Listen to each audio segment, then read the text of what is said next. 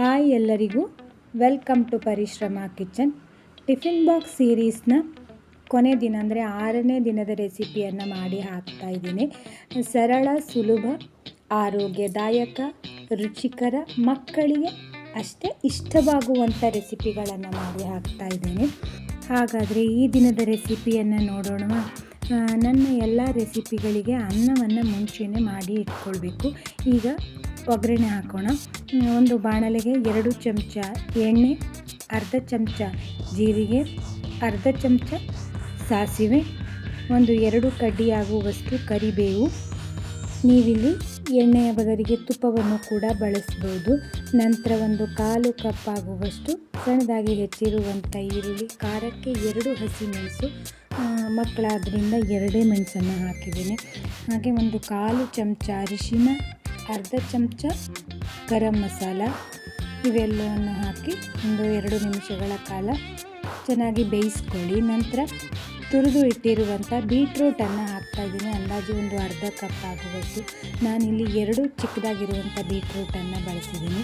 1 ಚಮಚ ಉಪ್ಪು, ಇವೆಲ್ಲವನ್ನು ಹಾಕಿ ಈ ಬೀಟ್ರೂಟನ್ನು ಬೇಯಿಸ್ಕೊಳ್ಬೇಕು. ನೀರು ಜಾಸ್ತಿ ಬೇಡ, ಒಂದು 2 ಚಮಚ ಹಾಕಿದರೆ ಸಾಕು. ಮುಚ್ಚಿ ಒಂದು 5 ನಿಮಿಷಗಳ ಕಾಲ ಬೇಯಿಸ್ಕೊಳ್ಳಿ. ಒಂದು 3/4 ಭಾಗದಷ್ಟು ಬೆಂದರೆ ಸಾಕು. ಅನ್ನದೊಟ್ಟಿಗೆ ತಿನ್ನಲಿಕ್ಕೆ ರುಚಿಯಾಗಿರುತ್ತೆ. ಪೂರ್ತಿಯಾಗಿ ಬೇಯಿಸಬೇಕು ಅಂತೇನಿಲ್ಲ. ನೋಡಿ, ಚೆನ್ನಾಗಿ ಬೆಂದಿದೆ ಇದು. ಇದಕ್ಕೆ 1 ಕಪ್ ಆಗುವಷ್ಟು ಮುಂಚೆನೇ ಮಾಡಿ ಇಟ್ಕೊಂಡಿರುವಂಥ ಅನ್ನವನ್ನು ಹಾಕಿ ಚೆನ್ನಾಗಿ ಮಿಕ್ಸ್ ಮಾಡಬೇಕು. ನಿಮಗೆ ಇಲ್ಲಿ ಬೀಟ್ರೂಟ್ ಸ್ವಲ್ಪ ಕಡಿಮೆ ಆಯಿತು ಅಂತ ಅನಿಸಿದರೆ ಇನ್ನೂ ಹೆಚ್ಚಾಗಿ ಹಾಕ್ಕೊಳ್ಬೋದು. ಮೇಲ್ಗಡೆಯಿಂದ ಸಣ್ಣದಾಗಿ ಹೆಚ್ಚಿರುವಂಥ ಕೊತ್ತಂಬರಿ ಸೊಪ್ಪು, ಹಾಗೆ ಅರ್ಧ ಕಡಿ ಲಿಂಬೆಹಣ್ಣಿನ ರಸವನ್ನು ಹಾಕಿದ್ದೀನಿ. ಮತ್ತು ಪುನಃ ಮಿಕ್ಸ್ ಮಾಡಿದ್ರೆ ರುಚಿಕರವಾದಂತಹ ಕಲರ್ಫುಲ್ ಆಗಿರುವಂಥ ಬೀಟ್ರೂಟ್ ರೈಸ್ ರೆಡಿಯಾಗಿದೆ. ನೋಡಿದ್ರಲ್ಲ ಎಷ್ಟು ಚೆನ್ನಾಗಿ ಕಾಣ್ತಾ ಇದೆ ಅಂದರೆ ಮಕ್ಕಳು ತುಂಬಾ ಇಷ್ಟಪಡ್ತಾರೆ. ನನ್ನ 2 ಮಕ್ಕಳಿಗೂ ಕೂಡ ಇದು ತುಂಬ ಅಂದರೆ ತುಂಬಾ ಇಷ್ಟ ಆಯಿತು.